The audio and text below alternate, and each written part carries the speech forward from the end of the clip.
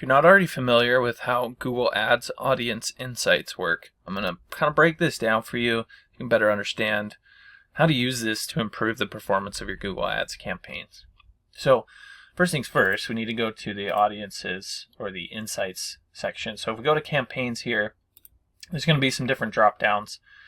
We're looking for insights and reports. Click that one. Then the first thing we'll see is insights. Click the insights. It's going to take us to a page where there's actually all sorts of different insights. Not to be confused with auction insights. The name is quite similar, which is actually right here. But we're looking for audience insights, right? And audience insights, if we have given an audience to campaigns, and really even if we're just basically just running ads using any sort of advanced bid strategy, it's going to start to pull in the audiences and the data for those audiences. Now you might need to expand this so you can see more of these. But it's basically saying like, hey, in our Google Ads account, these are the audiences that are interacting with our ads. And country music fans is up at the top. 41% of our clicks are coming from people who are interested in country music.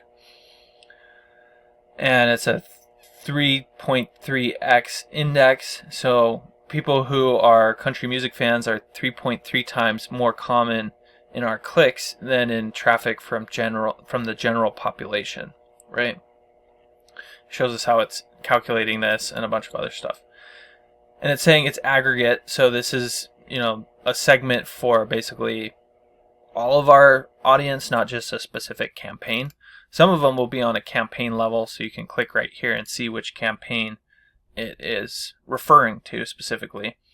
And so like homeowners, for whatever reason, is 91% share of clicks for this specific campaign, which would be information that would be helpful to know.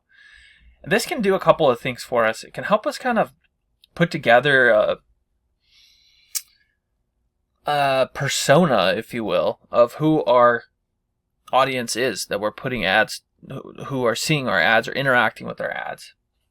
So these people seem to be interested in music, they work for large employers, and they own homes. Okay, cool. So that's starting to paint a picture of who it is that's interacting with our ads already from the beginning, right? We can use that information to target those people specifically, or tailor our ads and landing pages and website and everything towards those people. There's a lot of ways we can go about utilizing this information specifically. And we can get more in-depth information about each of these segments, like people who enjoy listening to country and western music, rock music fans, people who enjoy listening to rock music, homeowners, people who own a home or apartment they live in but they still have mortgages. So it's kind of interesting that I guess you can own an apartment, but you get the idea. So it's going to kind of give us a better indication. People who are employed by employers with 250 to 100,000 employees. So those are like large companies. In terms of employers, we can kind of get a sense of who their employers are. So this is for clicks, and that's just going to give us an indication of who's clicking on our ads, right? There's also impressions, which is going to be slightly different. You'll see that this list looks a little bit different here. So they frequently eat dinner out. That's 38% of our impression share. It's 10.3x index, and that's actually just for two specific campaigns. We can also see the specific type, so people who have demonstrated a qualified passion or interest in a given topic based on their lifestyles or habits, that's going to be affinity. There's also in-market, so people who are searching products and are actively considering buying a service or product like yours, so that's like underwear. And so for our business specifically, we can start to paint an even clearer picture. So this is people who are eating out frequently. They listen to specific types of music. They're working for these types of employers. They buy sporting goods. They're homeowners. they have advanced degrees, so they're educated, often working in the healthcare industry, right? Now we're getting an even clearer picture of who this is, who our audience is, who's interacting or even seeing our ads. Maybe with impressions, it's not necessarily who's interacting, but who's at least seeing the ads that we're running on the Google Ads platform. And then from there, we can, like I said before, start targeting that persona or avatar, right? We can kind of create this vision of who our ideal customer is and who our audience is and start speaking to them directly.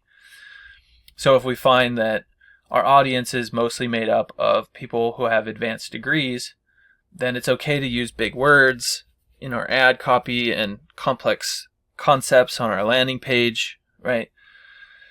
If it's not that case, if that's not the case, then we want to make things pretty simple and straightforward so that everyone can understand what's going on in our ad and on our landing page, right? So you get the idea. So that's kind of the basics of Google Ads Audience Insights. I hope you did find this helpful. If there's anything you did have questions about, don't hesitate to reach out and just drop your questions in the comment section down below, and I'll be sure to get back to them there. Look, if you're the type of person that just doesn't even want to deal with Google Ads anymore, then you can always reach out to me. My company is Missoula SEO Geek. I'll leave a link to my website down below, but we do manage Google Ads for different companies in different industries, and you can come learn about what we do, what makes us unique. You can even read some of the testimonials from some businesses that we've taken from 0 to over $1 million in revenue, like this one here. And really just see that, this is the type of thing that's going to explode your business growth. So feel free to reach out. You can always give us a call or contact us through our website, and we'll look forward to working with you.